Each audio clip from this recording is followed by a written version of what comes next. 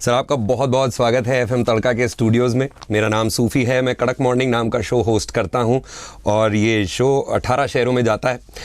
It is an immense pleasure. आज बहुत सौभाग्य है मेरा कि मुझे आपके साथ यहाँ पर बैठकर एक शो प्रेजेंट करने का मौका मिल रहा है। सर फर्स्ट क्वेश्चंस फर्स्ट, मतलब अपन इसको इनफॉर्मल रखेंगे, अपन खूब सारी बातें करेंगे क्योंकि आपसे बहुत कुछ सीखना है हमें। आपके अंदर ऐसी बहुत सी चीज़ें हैं जो हम आज निकालना चाहते हैं हमारे फ़ायदे के लिए। First question first sir, family time versus job का टाइम कैसे मैनेज करते हैं आप दोनों? शुरू में दिक्कत थी, लेकिन चैरिटी बिगेन्स एट होम, तो मैंने कोशिश की कि उनको संतुलित रखूं, क्योंकि यदि मैं परिवार के लोगों को संतुष्ट रख पाऊंगा, प्रसन्न रख पाऊंगा, तो मैं मेरे कार्यकर्ताओं को और जनता जनार्दन के बीच में और ज़्यादा ऊर्जा से काम कर पाऊंगा। मेरे ख्याल से इस समझ के बाद में मुझे कोई दिक्कत आई नहीं। जितना योग्य समय उनको चाहिए होता है मैं करता हूँ। लिहाजा जो शिकायतें कई बार कार्यकर्ताओं को, जनता को होती हैं, वैसी शिकायत घर में भी होती हैं, लेकिन उनको सहन करने के हम आदी हो चुके होते हैं, इसलिए कोई ज़्यादा दिक्कत आती नहीं। मैं संतुलन कर लेता हूँ। सर आप एम्बिशियस इंसान की स्केल पर अपने आप को 10 में से कितने नंबर देंगे? देखिए, महत्वाकांक्षा तो आदमी के जीवन का उसका एक आंतरिक लक्षण है, क्योंकि आदमी में एम्बिशन नहीं होगा तो वो न क्रिएशन कर पाएगा और न विजन पे कभी सफल हो पाएगा। तो एम्बिशन, और ख़ास तौर पर पॉलिटिक्स से उस चीज़ को लोग जोड़ते ही हैं। एम्बिशन होना पूरा बुरी बात नहीं, लेकिन ओवर एम्बिशियस होना ये चुनौती है। सर पॉलिटिक्स में आने के बाद में पर्सनल लेवल पर अपनी एम्बिशन होना और पार्टी की आइडियोलॉजी के अनुरूप अपनी एम्बिशन चलना, ये कितना ज़रूरी है? देखिए, मुझे लगता है कि हमें जो सिखाया जाता है, नेशन फर्स्ट, पार्टी नेक्स्ट और सेल्फ लास्ट, तो मुझे लगता है कि सबसे पहले हमारे लिए देश है, पार्टी दूसरे नंबर पे है और तीसरे नंबर पे हम खुद हैं। और इसलिए ऐसी स्थिति में खुद के एम्बिशन का महत्व कम हो जाता है। हमारे लिए आइडियोलॉजी ये हमारी प्राथमिकता है। सर दुनिया आजकल सोशल मीडिया की चल रही है, हर तरफ सोशल मीडिया का प्रेशर है। आप पर कितना प्रेशर है सर सोशल मीडिया का? देखिए, सोशल मीडिया एक ऐसा ज़रूरी टूल है, ख़ासतौर पर पॉलिटिक्स में हम देखें तो अमेरिका में बराक ओबामा ने इसका बेहतरीन इस्तेमाल किया, और हमारे देश में प्रधानमंत्री माननीय मोदी जी ने तो सोशल मीडिया के मंच को बहुत पॉजिटिव तरीके से उपयोग किया है। इसलिए इसकी सार्थकता भी नज़र आती है और इसमें हम जितना ज़्यादा अच्छे तरीके से उपयोग कर पाएँ। हालांकि सोशल मीडिया दुधारी तलवार है, आप यदि इसका ठीक से उपयोग नहीं कर पाते हैं तो ये आपको चोट भी पहुंचा सकता है, नुकसान पहुंचा सकता है। सर पॉलिटिक्स को फुल टाइम करियर ऑप्शन के तौर पर ले सकते हैं क्या? अगर कोई लेना चाहता है तो अपने माँ बाप को कन्विंस कर पाएगा क्या कि पापा मुझे पॉलिटिक्स में जाना है, जाने दो? देखिए, दो पक्ष हैं इसके। मैं भी महसूस करता हूँ, मैं गांव से आया था, डॉक्टर बनने के लिए आया, स्टूडेंट पॉलिटिक्स में चला गया, मेन स्ट्रीम पॉलिटिक्स में आ गया, तो जो मैं महसूस करता था, और मैं जैसे उदाहरण के तौर पर APJ अब्दुल कलाम साहब को सुनता था, वो स्कूल कॉलेजेस में जाते थे, उनसे लोग पूछते थे कि स्कूल और कॉलेज में आप क्या ढूंढते हैं, तो वो कहते भारत का भविष्य ढूंढता हूँ। तो उसी तर्ज पर पॉलिटिक्स भी, क्योंकि दुनिया की सबसे बड़ी डेमोक्रेसी है भारत, और भारत में जो लोक व्यवस्था है, जो शासन व्यवस्था है, वो हमारे गणतंत्र की व्यवस्था, ये कहा जाता है कि हमारा दुनिया का सबसे उत्कृष्ट संविधान है, सबसे बड़ी डेमोक्रेसी है। उस शासन को चलाने के लिए जो जिस तरीके के लोग चाहिए, पहले पॉलिटिक्स थोड़ी ट्रेडिशनल थी, एक लिमिटेड लोग आते थे। आज मैं देखता हूँ कि IITs भी हैं, डॉक्टर्स भी हैं, लॉयर्स भी हैं, टीचर्स भी हैं, तो एक बड़ी खेप हर तरीके के, हर प्रोफेशन के लोगों की है। और उन्होंने ही इस लोकतंत्र को भी ताकत दी है, इस शासन व्यवस्था में भी उन्होंने अपना कंट्रीब्यूशन दिया है। इसलिए पॉलिटिक्स अब परहेज जैसा काम नहीं है। पॉलिटिक्स एंटरटेन करने के लिए भी है, पॉलिटिक्स पैशन भी है, पॉलिटिक्स शौक भी है, पॉलिटिक्स चैलेंज भी है, पॉलिटिक्स अपॉर्चुनिटी भी है।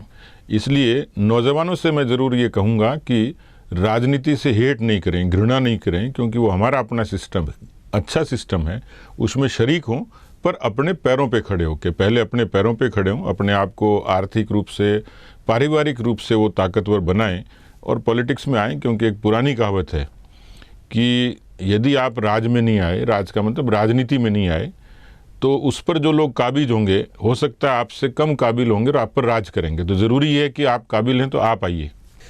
सर आप इतनी बड़ी बड़ी जनसभाएं संबोधित करते हैं और अब तो आज इंटरनेट का ज़माना चल रहा है, तो लाइव ऑडियंस जो है, सोशल मीडिया की ऑडियंस जो है, वेबिनार जो हैं, ये भी होती हैं। लेकिन अगर आपसे पूछा जाए पर्सनली, तो आपको ज़्यादा अच्छा कहाँ लगता है, स्टेज पे या स्क्रीन पे? देखिए, दो चीज़ें हैं। धरातल की राजनीति का तो कोई तोड़ है नहीं, क्योंकि ज़मीन पे जो काम होगा वो आसमान में नहीं होगा, वो तरंगों से नहीं होगा। लेकिन तरंगें आज की ज़रूरत हैं। वर्चुअल प्लेटफॉर्म आज एक ऐसा माध्यम हो गया कि जो लोगों को ज़्यादा कनेक्ट करता है। मैं उदाहरण देता हूँ आपको कि हम लोग जब भौतिक रूप से कोई मीटिंग करते थे तो जैसे डूंगरपुर के व्यक्ति को हम लोग कॉल करते थे, वो 600 किलोमीटर से पूरी ओवरनाइट जर्नी करके आता था, दिन भर मीटिंग अटेंड करता था, फिर पूरी रात चलता था, फिर पता लगता तीसरे दिन उसको फिर जयपुर आना है। आज उस डूंगरपुर के अध्यक्ष को इमरजेंसी में हम सीधा वर्चुअली कनेक्ट करते हैं, एक बड़े समूह से जुड़ते हैं। मैं पूरे कोरोना के कालखंड में 1 लाख से भी ज़्यादा लोगों से कनेक्ट कर पाया। तो ये पॉजिटिविटी है वर्चुअल प्लेटफॉर्म की, सोशल मीडिया की।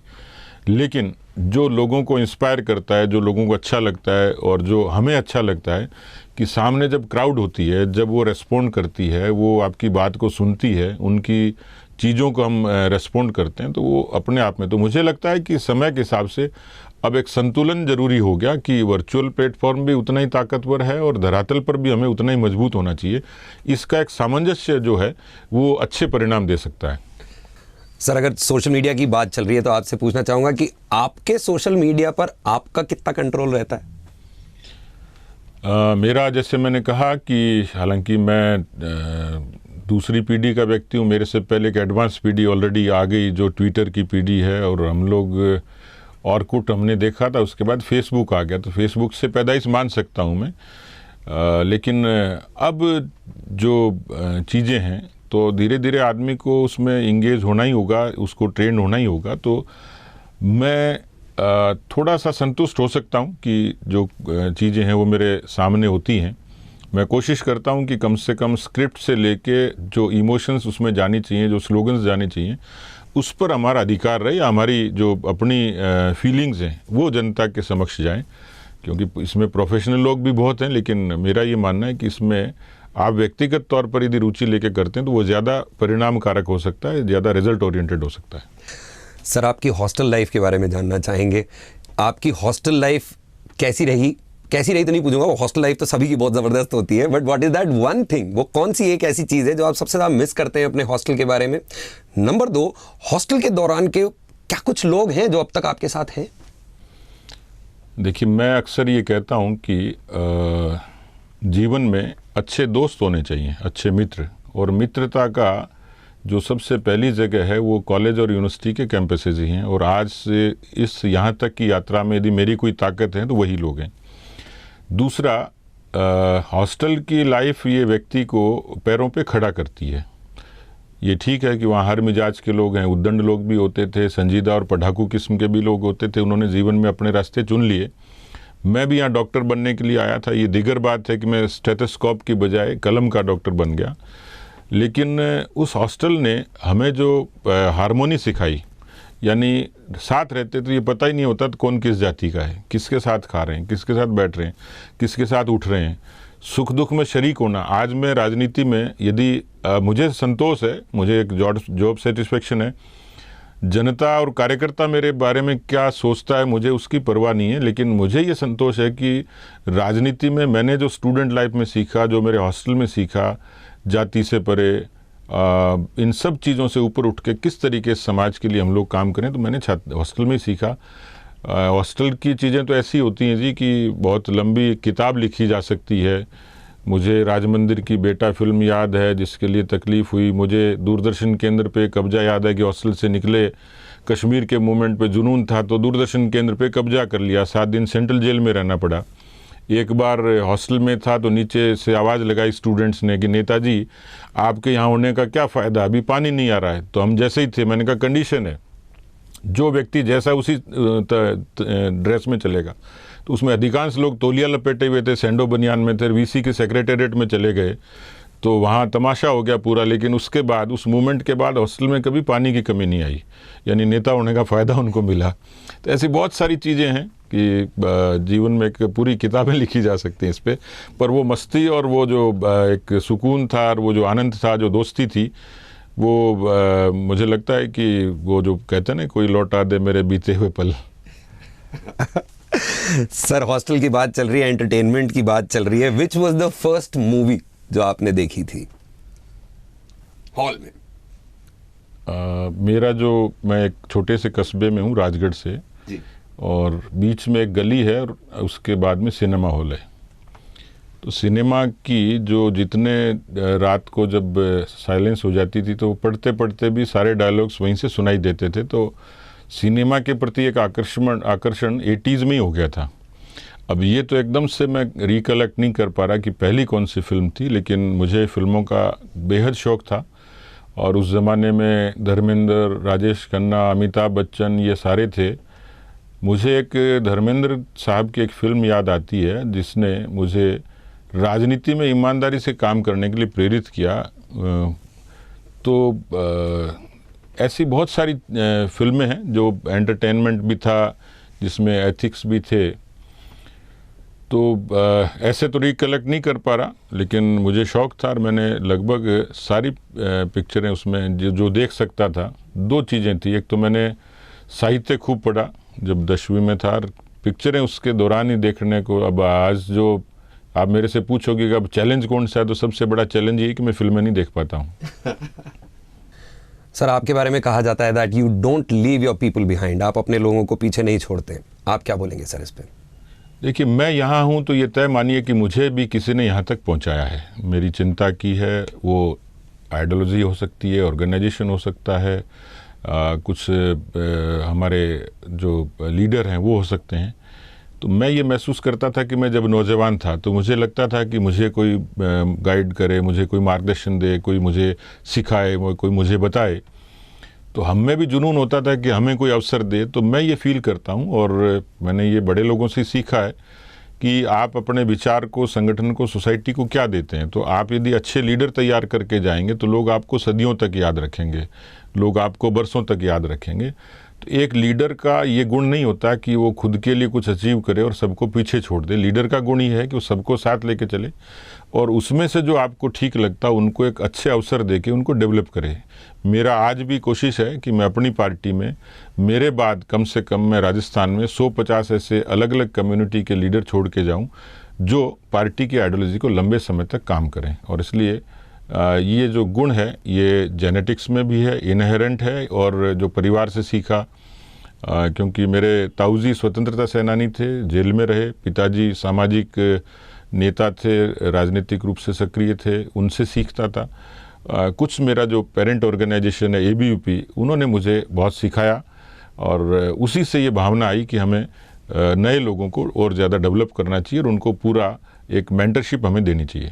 सर, मैं इस इंटरव्यू के लिए जब तैयारी कर रहा था तो थोड़ी सी रिसर्च की और उसमें पता चला है कि आपकी कुलिनरी स्किल्स भी बहुत अच्छी हैं। आप खाना पकाने के बहुत शौकीन हैं। वो कौन कौन सी डिशेस हैं जो आप पका लेते हैं और जो आपको पकानी पसंद है?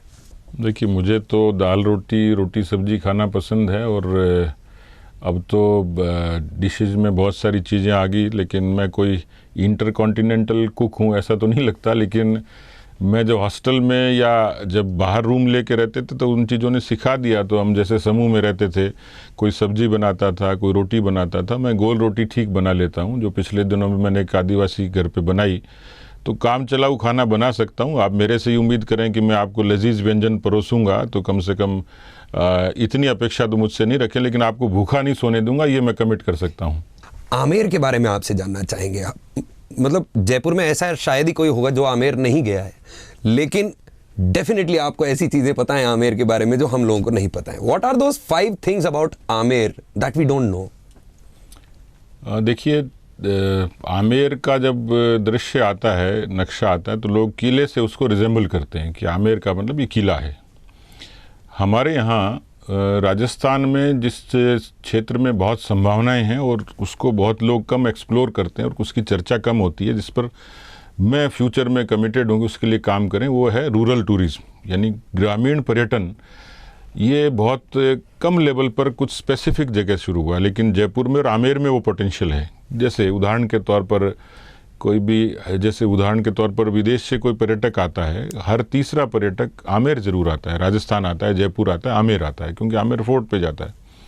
आमेर के आसपास का जो रूरल एरिया है उसमें ये पूरी संभावना है कि वहाँ ऐसे तो वहाँ के जो गांव हैं जहाँ खेती अच्छी होती है, जहाँ डेयरी का बड़ा अच्छा काम है, उसको कोई भी देखेगा, उसको आनंद लेगा। तो ऐसी चीज़ें डेवलप की जा सकती हैं। तो मैं तो सबको यही कहूँगा कि आमेर के गांव को देखेंगे तो भी पर्यटन का अच्छा आनंद ले पाएंगे, क्योंकि वहाँ हर तरीके की नेचुरल ब्यूटी है।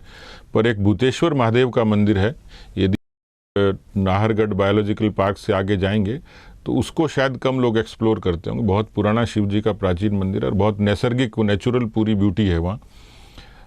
दूसरा, हमारे यहाँ सिरोही एक गांव है जो दिल्ली रोड पे ही है, यहाँ से 20-25-30 किलोमीटर का रास्ता है, आधे घंटे का रास्ता है। वहाँ एक नेचुरल ब्यूटी भी है, धार्मिक स्थान भी है, लेकिन उसके साथ साथ एक बाल संबल आश्रम है, एक NGO के लोग चलाते हैं। लेकिन वहाँ जो निराश्रित बच्चे हैं उनको वहाँ एक अच्छा परिवेश मिलेगा। वहाँ बच्चे वहाँ आर्चरी में नेशनल लेवल तक गए हैं, तो वहाँ लोग आते हैं, लोग कंट्रीब्यूट भी करते हैं। ऐसे ही हमारे यहाँ गुणावता एक जगह है जहाँ पिछले दिनों पत्रिका के इनिशिएटिव पे पिछले साल हम लोगों ने श्रमदान किया था। बहुत अच्छी बावड़ी है जो वाटर कंजर्वेशन के लिए पुराने तौर तरीके थे, तो राजस्थान पत्रिका की पहल पर ही हम लोगों ने वो शुरू की थी। जयरामपुरा एक दादर डूंगरी है हमारे यहाँ, इतनी नेचुरल ब्यूटी है, गौशाला भी है, बहुत धार्मिक स्थान है। दादू दयाल जी एक संत हुआ करते थे, उनका एक प्रसिद्ध स्थान है। मैं देखता हूँ कि वहाँ अक्सर लोग पिकनिक के लिए आते हैं, पर कम आते हैं। वो जगह यदि आप देखेंगे, मैं आपको आमंत्रित करता हूँ, मुझे जो सुन रहे हैं उनको आमंत्रित करता हूँ कि सीकर रोड से अप्रोचेबल है और लगभग आधे घंटे का रास्ता है। वहाँ आप पूरा दिन बिता सकते हैं, पूरे दिन भर भंडारा चलता है, आप वहाँ खाने का आनंद ले सकते हैं। वहाँ के जो धार्मिक स्थान है उसकी जगह बहुत अच्छी पहाड़ी पे है, हिल टॉप पे है, बहुत अच्छा स्थान है। तो ऐसे उसी से लगती हुई हमारे यहाँ डूंगरी है, आमेर और जोटवाड़ा के जंक्शन पे है। वहाँ हीरापुरी महाराज का मठ है, गौशाला है, बहुत अच्छे तरीके से बारिश के दिनों में आपको पूरा हिल स्टेशन जैसा वो लुक मिलेगा, वैसी फीलिंग मिलेगी।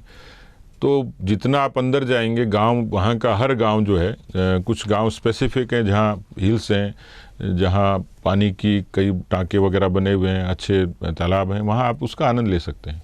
सर, आप एक ऐसे पद पर हैं जहां पर आपको आए दिन अप्रोचेस से डील करना पड़ता है।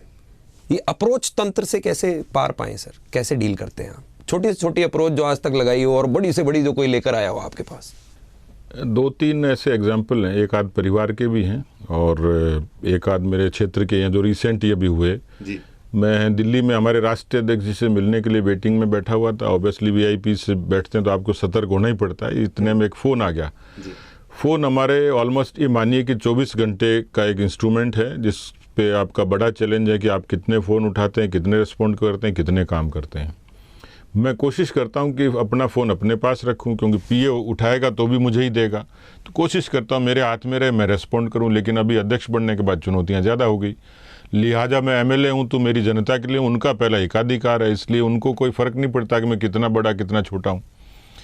तो मैं राष्ट्रीय अध्यक्ष जी की वेटिंग में बैठा हुआ था, मेरे पास एक फ़ोन आया, तो मैंने फ़ोन उठा के कहा कि मैं दिल्ली में कोई ज़रूरी मीटिंग में बैठा हूँ। तो उधर से आवाज़ आई कि नहीं पहले मेरी सुनो। तो मैंने कहा ठीक है भाई, क्या हुआ कि मैं स्कूल के खेल के मैदान में बकरियां घुस गई।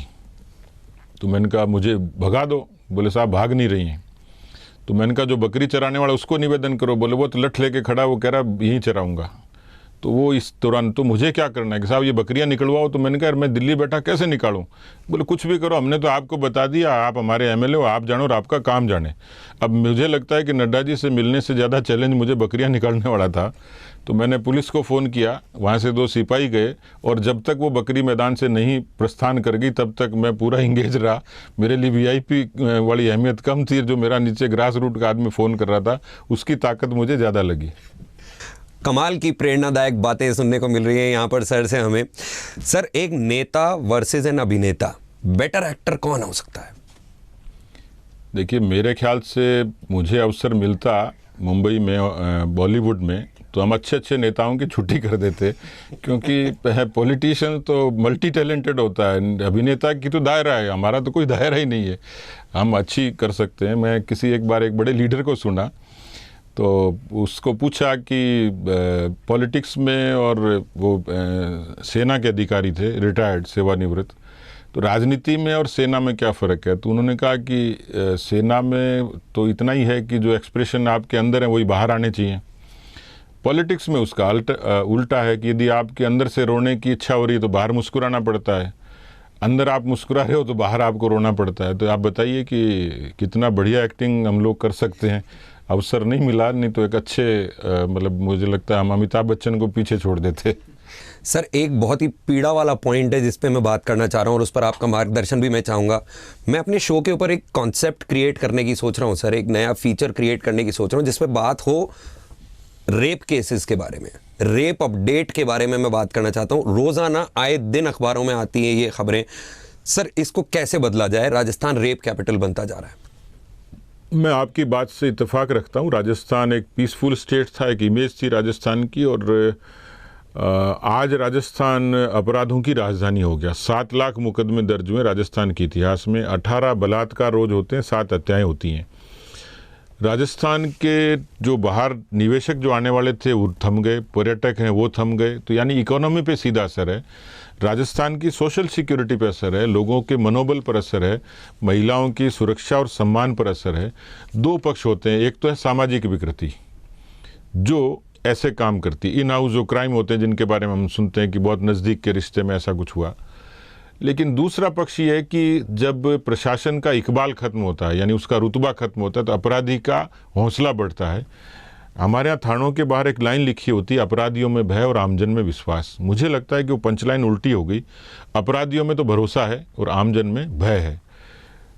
इस तरीके का अपराध करने वालों के लिए मुझे लगता है एक तो सामाजिक, दूसरा हमारी जो बच्चियां हैं, हमारी जो माताएं बहनें हैं, उनको मुझे लगता है कि शारीरिक रूप से किसी न किसी प्रशिक्षण की किसी भी सूरत में, क्योंकि दुनिया में असंभव कुछ नहीं है, पर यह कैंपेन कोई सामाजिक संस्था चला सकती है, सरकार चला सकती है कि बहुत सारी ऐसी संस्थाएं जो उनको कम से कम अपने ऊपर किसी असॉल्ट को रोकने के लिए वो सक्षम हो जाएं।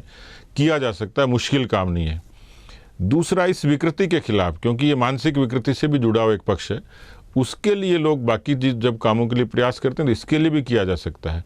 तीसरा पक्ष है पुलिस और प्रशासन का, कि हमारी पुलिस जो ऑर्थोडॉक्स किस्म की है उसको संसाधन भी चाहिए। मान लीजिए जो इस मसले से रिलेटेड जो चीज़ें होती हैं, टीजिंग होती है, साइबर टीजिंग होती है, उसको रोकने के लिए जो हमारा साइबर सिस्टम है पुलिस का, उसको और ज़्यादा अपडेट करने की आवश्यकता है, उसको और ज़्यादा संसाधन देने की आवश्यकता है। एक चौथी बात यह है कि ऐसे कुछ बहुत ब्रूटल केसेस जब ध्यान में आते हैं तो फास्ट ट्रैक के जरिए उनको जितनी जल्दी से जल्दी सज़ा होती है, वो समाज में नज़ीर बनती है, मिसाल बनती है और अपराधियों के हौसले को पस्त करती है। लेकिन हमारा जो लीगल सिस्टम है, हमारा जो प्रशासनिक तंत्र है, वो इतना कमज़ोर है कि कई बार अपराधी और उसको या तो मैनेज कर ली जाता है या फिर सिस्टम में इतनी ढिलाई होती है, कई बार एविडेंसेस नहीं होती हैं तो उसको छूट मिल जाती है और थोड़े दिन जेल में रहा, फिर बाहर आ गया। तो मुझे लगता है कि जो इस तरीके के विभत्स काम करते हैं उनके लिए सरकार को कोई कानून लाकर फास्ट ट्रैक के जरिए उनको फांसी हो या कोई कठोर सज़ा मिले, ताकि ऐसे काम करने से पहले वो 4 बार सोचे। Sir now we come to the most interesting part of the whole interview.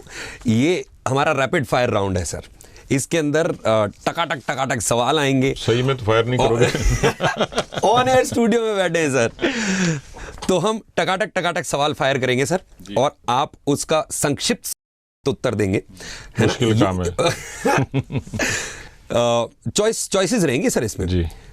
Sholay या दीवार? देखिए, शोले अपील करती थी, शोले ही है मेरे लिए तो। Most impressive non Indian politician आपके हिसाब से? Barack Obama. न्यूज़पेपर या टेलीविजन? न्यूज़पेपर। राजेश खन्ना या दिलीप कुमार? देखिए, कठिन सवाल है। हम लोग तो, जब मैंने बताया कि 80s में शुरू करी थी तो राजेश खन्ना का दौर था, लेकिन दिलीप कुमार की जो अदा थी उसके उस ज़माने में, क्योंकि बहुत पहले से वो चलते आ रहे, तो दिलीप कुमार ऑब्वियसली। सर अपने आप को अभिव्यक्ति, अपने खुद की अभिव्यक्ति करने के लिए फेसबुक चुनेंगे या ट्विटर? अभी तो मुझे लगता है कि ट्विटर एक बड़ा सशक्त माध्यम है। अभिनय के मामले में देखा जाए तो माधुरी या श्रीदेवी? मैं तो माधुरी का फैन हूँ। सर क्रिकेट में बैटिंग या बॉलिंग? अब ऑब्वियसली बच्चों को सबको बैटिंग अच्छी लगती है, मुझे भी। आपका favourite cricket captain? Rahul Dravid. बहुत सही। अच्छा सर, लाइब्रेरी या फिर चाय की टपरी? चाय की टपरी। आपका गांव या फिर शहर? मेरा गांव। नेहरू जी या इंदिरा जी? ये बहुत कठिन सवाल है, बहुत लोग सुन रहे होंगे, लेकिन Indira ji. Sir Android mobile या iOS? ये भी कठिन है क्योंकि दोनों की अपनी अहमियत है, लेकिन एंड्रॉयड का उपयोग ज़्यादा अच्छा होता है। सर सुपर हीरोज की बात करें तो बैटमैन या captain America? Batman equally popular है। फुटबॉल में ब्राजील या अर्जेंटीना? ये भी कठिन है, लेकिन मेरी पसंदीदा टीम तो अर्जेंटीना है। दाल बाटी या गट्टे की सब्जी सर? गट्टे की सब्जी। अच्छा, पढ़ाई या नेतागिरी? ये तो और भी कठिन है। अभी पढ़ ही रहे नेतागिरी करते करते भी, तो ऑब्वियसली नेतागिरी होगी। सर बंबई की बारिश या दिल्ली की ठंड? बंबई की बारिश। सर बहुत मजा आया आपके साथ में यहाँ पर बातचीत करके। और सर तमाम हिंदुस्तान वासी जो इस समय हमें सुन रहे हैं 18 शहरों के, उनके लिए आपका संदेश? देखिए, मैं देश के बारे में इतना ही कहूँगा, क्योंकि आज भारत दुनिया की बड़ी ताकत बनने की ओर अग्रसर है। उसमें हर तबके का, हर कौम का, हर पंथ का, हर मजहब का एक बड़ा योगदान है। आज दुनिया में हमारी साख बढ़ी है, हमारे तिरंगे का मान बढ़ा है। तो मुझे लगता है कि जैसा जननी जन्मभूमि हमारे लिए गौरव और स्वाभिमान का प्रतीक है, देश के प्रति हम लोग समर्पण से काम करेंगे और इन चीज़ों से उठकर काम करेंगे, तो मुझे लगता है कि हम देश के साथ न्याय करेंगे। हम में वो संभावनाएं हैं कि हमारा देश दुनिया की सबसे बड़ी ताकत बन सकता है। ये हम लोगों ने साबित भी किया है। कोरोना जैसी भीषण महामारी को भारत के वैज्ञानिकों के बूते पर, नौजवानों की सेवा के बूते पर जो लोग थे, जो किसी भी पक्ष में थे, अधिकांश नौजवान थे, डॉक्टर्स थे, नर्सेज थी, कंपाउंडर्स थे, पुलिसकर्मी थे, स्वच्छता कर्मी थे, कितने सारे लोग एक उदात्त भावना के साथ लगे थे। एक ही जुनून था कि देश को कोरोना से हम लोग इस लड़ाई को जीते, और हमने लड़के और जीत के दिखाया है। तो मुझे लगता है कि किसी भी फील्ड में भारत के लोगों ने अपने आप को साबित किया है। इसलिए जितने तमाम हमारे नौजवान जो मुझे सुन रहे हैं, जो श्रोता, उनसे इतना ही निवेदन करूंगा कि एक सामाजिक बदलाव के लिए और देश को आगे ले जाने के लिए हम सब लोगों को मिलकर परिश्रम करना पड़ेगा, एक समर्पण के साथ। सर आपका बहुत बहुत शुक्रिया एफएम तड़का के स्टूडियोज में आने के लिए और हमसे इतनी प्रेरक बातें करने के लिए। बहुत धन्यवाद आपका, मुझे भी अच्छा लगा।